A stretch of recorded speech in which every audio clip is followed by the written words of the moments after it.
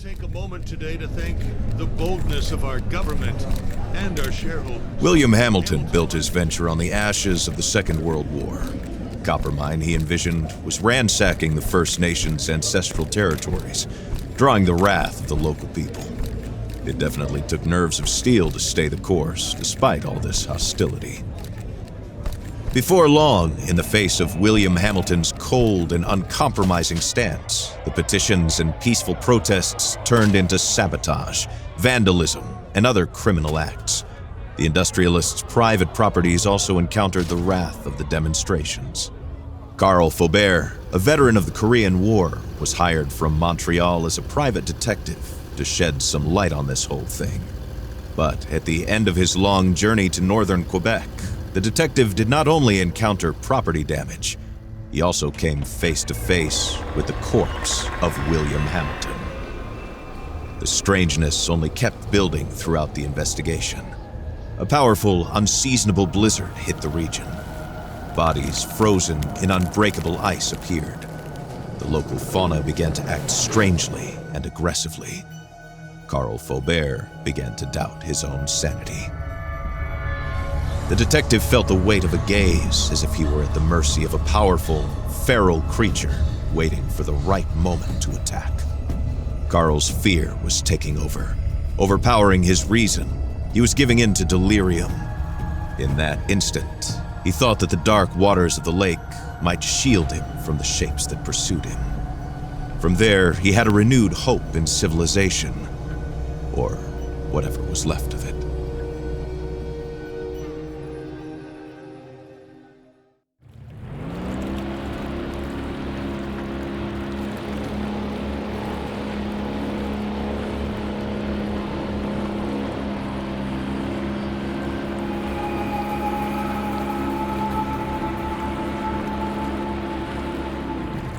Carl knew that on one of these shores stood William Hamilton's lavish mansion, and there the detective had hopes of finding a way out of the area. A phone, a truck, who knows? Under the luxurious paneling and damask carpets, he might be able to find answers to his questions.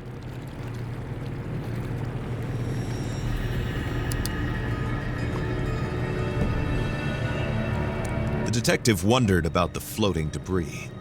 Had it drifted out from the shore, or had it been abandoned there in the middle of nowhere?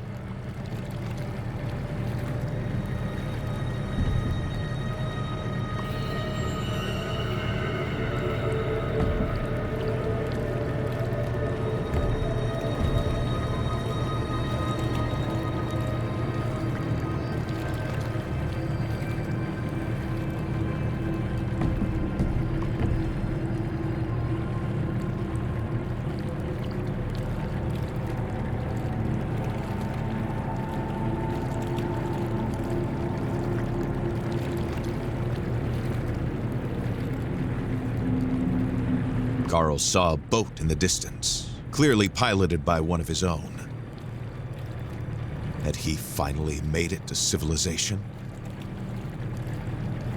His hopes were immediately drowned out by the sound of gunshots. Time to flee again, and fast.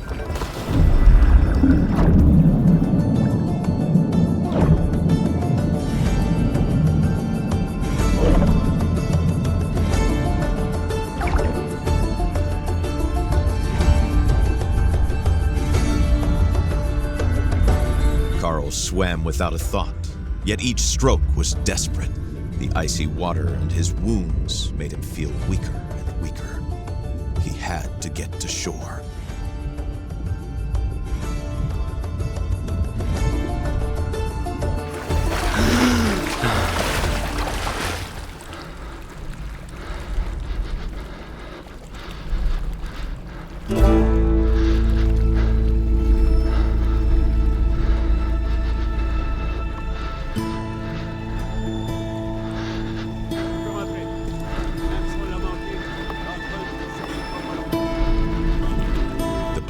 And the hypothermia were tearing at Carl's poor body. When he finally saw a light in the distance, he was filled with a faint sense of hope. Could it be a refuge?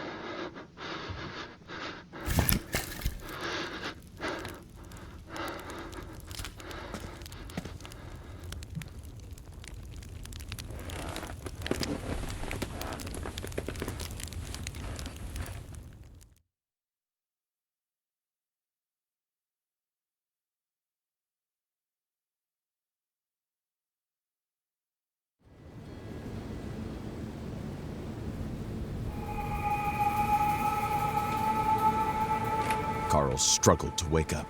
His makeshift bandages offered him little time. If he wanted to find the truth, he had to get to Hamilton Manor without delay.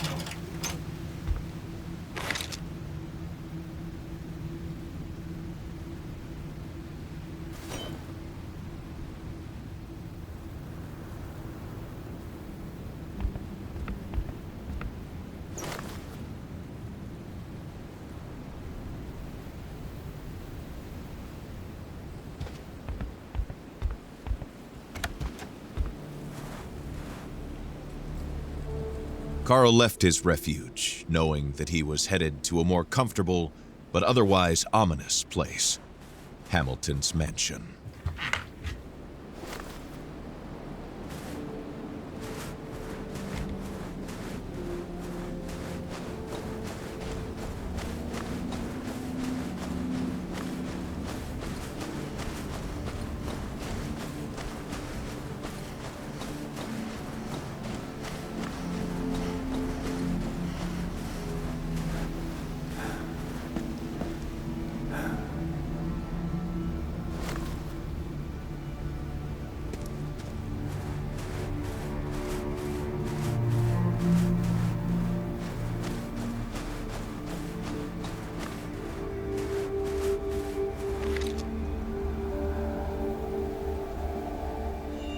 Labrador tea, scientific name Rhododendron groenlandicum, could be found throughout northern Quebec and was consumed mainly as an infusion.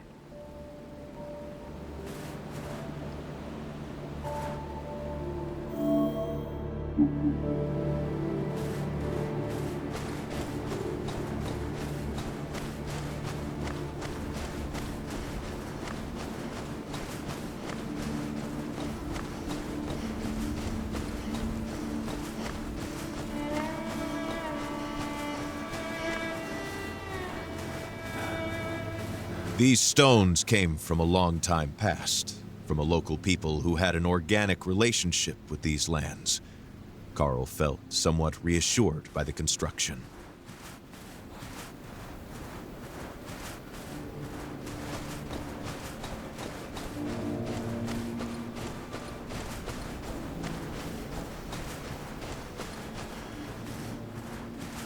Black bears were by nature peaceful creatures. At least they were most of the time. Under threat, however, this large, cuddly-looking animal could turn into a frighteningly efficient killing machine.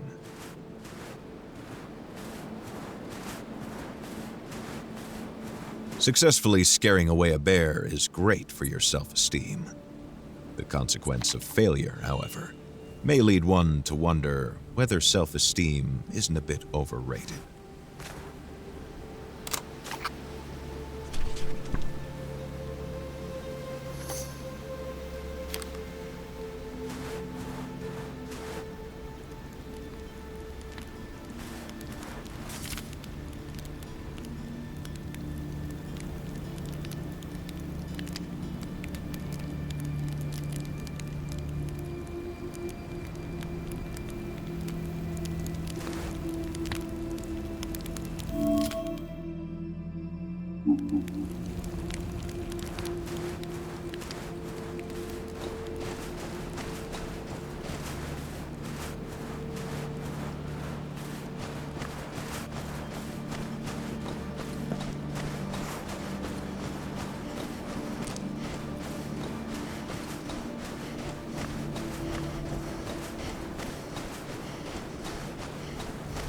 The ice looked recent.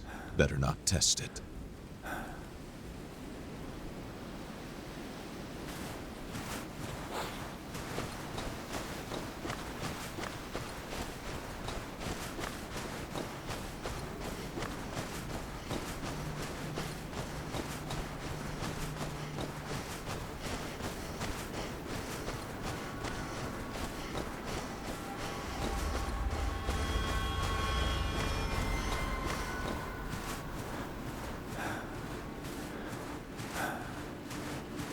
Carl tried to put the horror into perspective.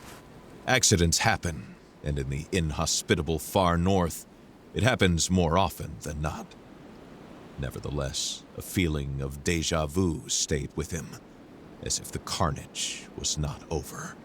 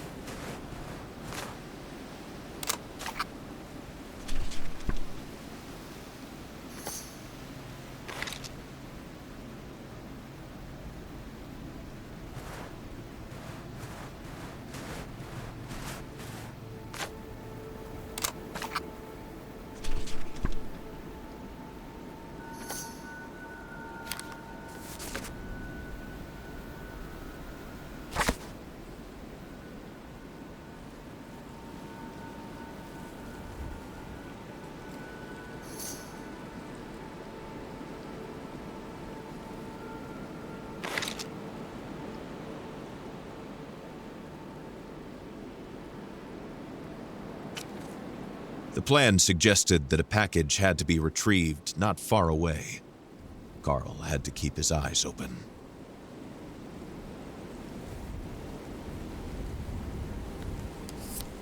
An access card, a rather modern piece of technology, especially for a mining complex in the far north. What could it possibly open?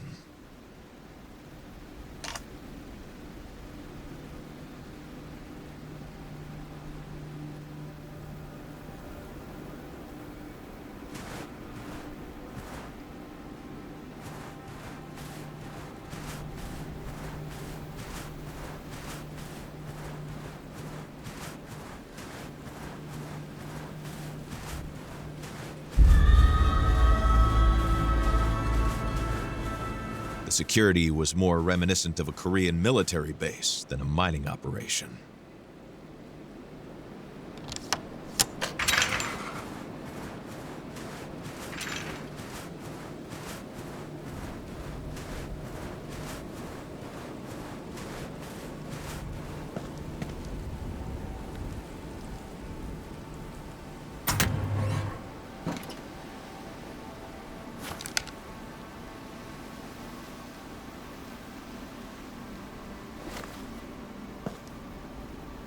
A gas mask. Carl had tried out older models as an infantryman. He hardly saw the need for such equipment to protect against simple ore dust.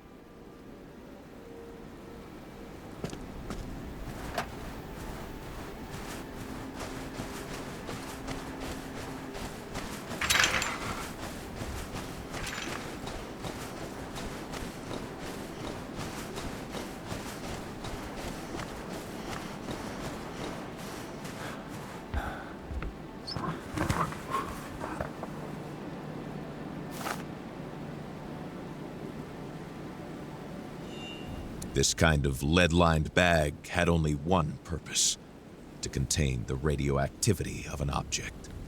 Carl picked it up, hoping with all his soul that he would never need to use it.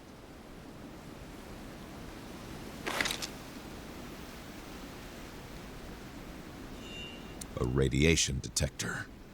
Clearly, Hamilton's people were digging for more than just copper. Keeping this handy tool could prove beneficial.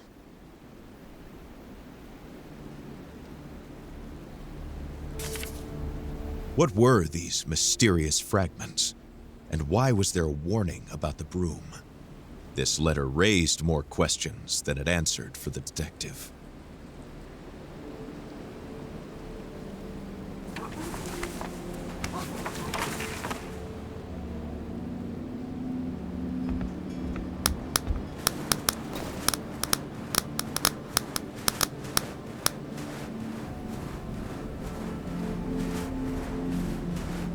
black crowberry has long been a part of the diet of the Innu of Quebec, who consumed it to protect themselves from the cold.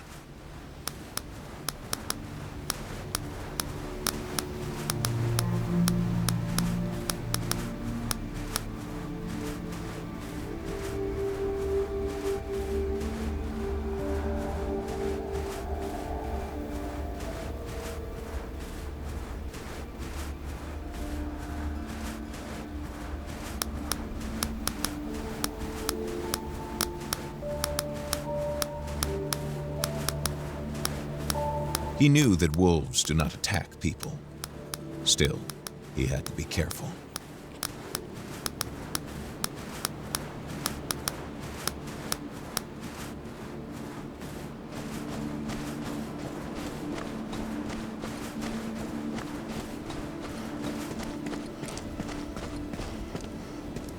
Carl's intuition stopped him. Somehow, he knew that this road would lead him to ruin.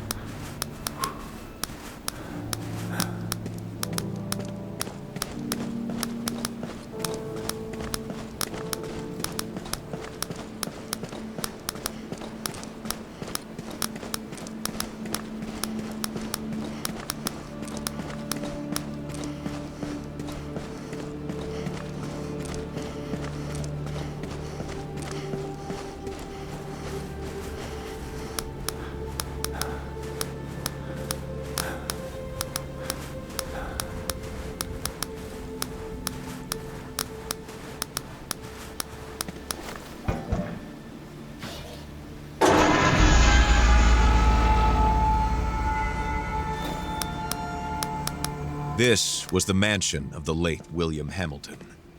No doubt about it. There was no other rich industrialist in the area to have a sumptuous mansion built in the middle of nowhere.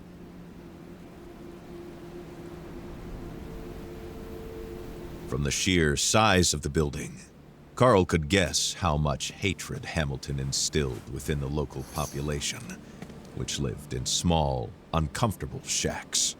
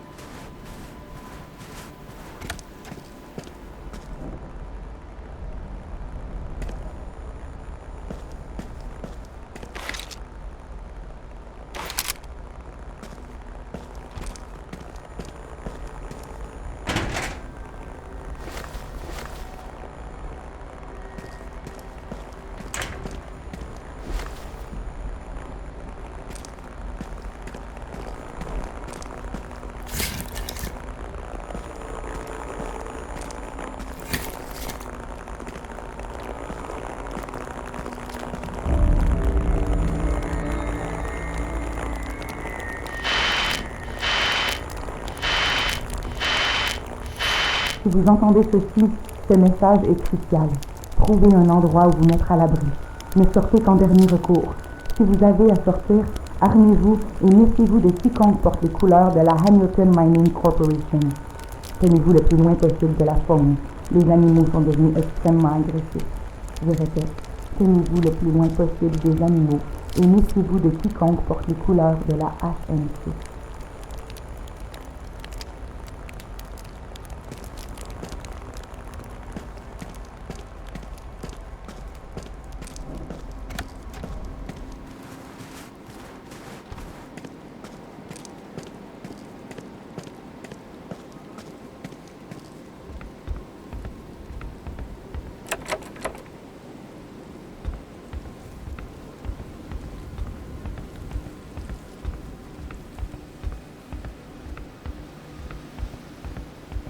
This letter, found in the cabin, mentioned a gazebo. The key to the mansion would likely be there.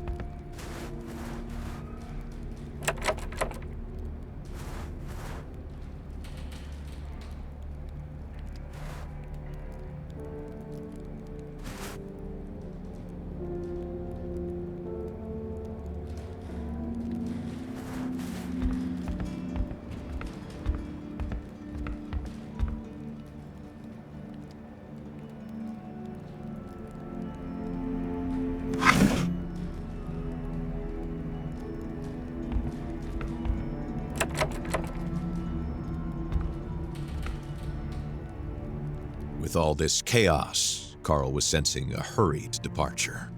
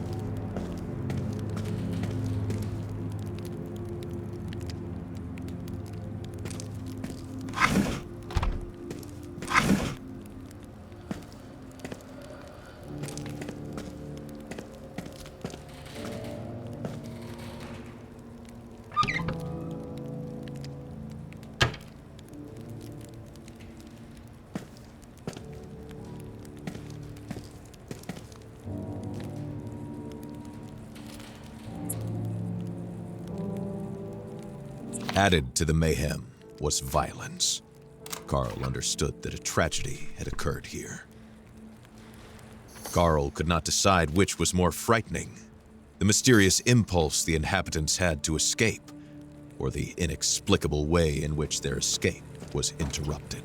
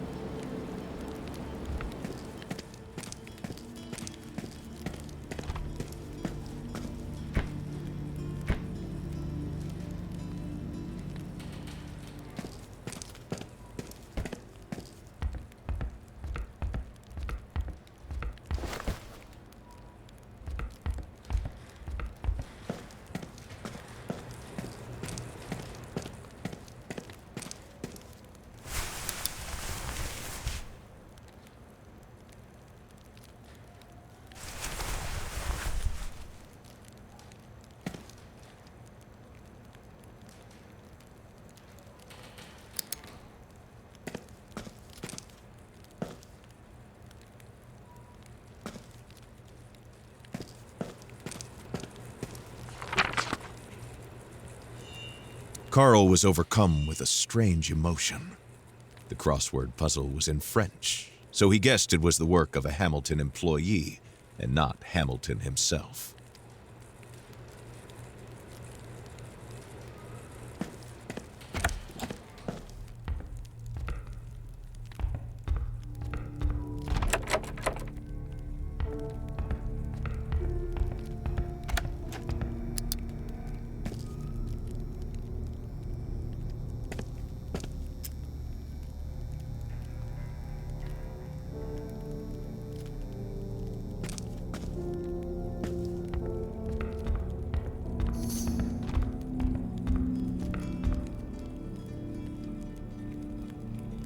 From a simple case of vandalism to a mysterious murder, Carl found himself right in the middle of a battlefield.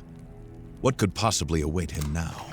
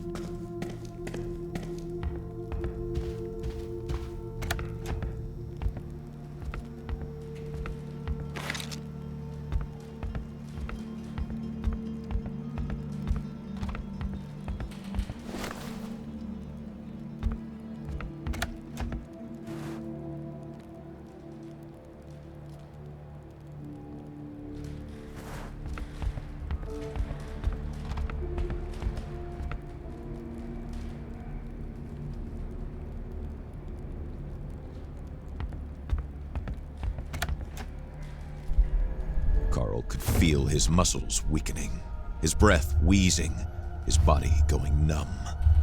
What was happening to him?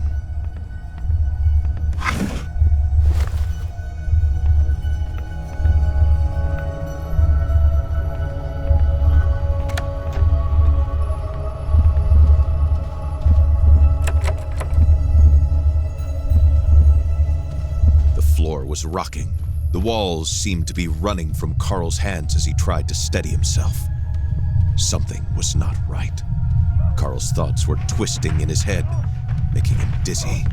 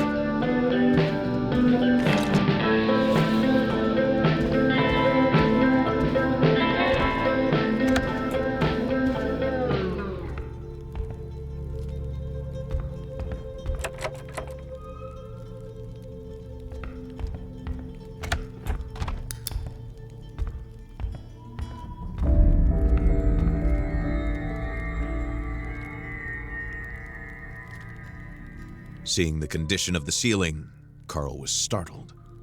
Nothing human could cause such devastation.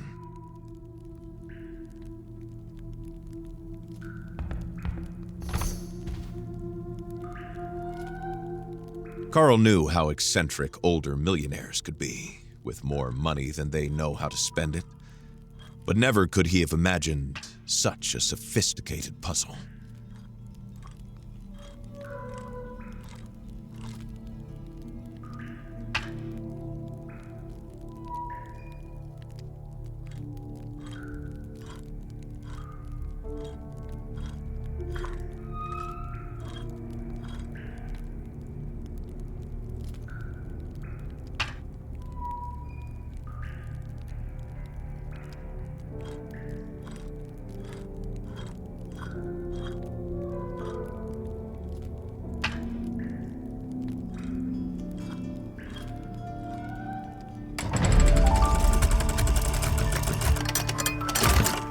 Carl Faubert made a profession out of reconstructing a whole from seemingly incongruous parts. This reconstructed globe forced him to recognize how much more complex the mystery that was currently plaguing Manistan was in comparison.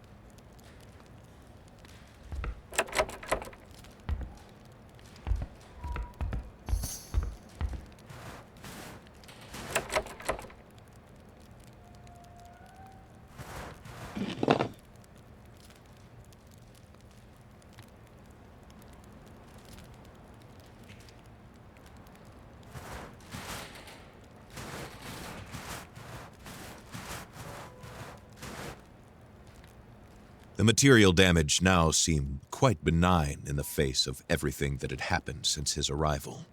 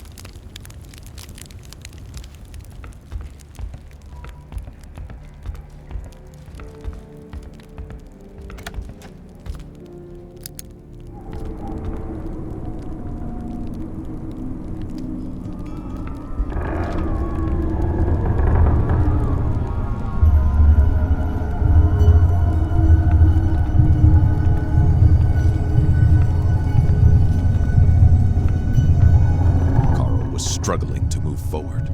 His feet could hardly find their way in front of him. He doesn't know which way he came from or the way he's going.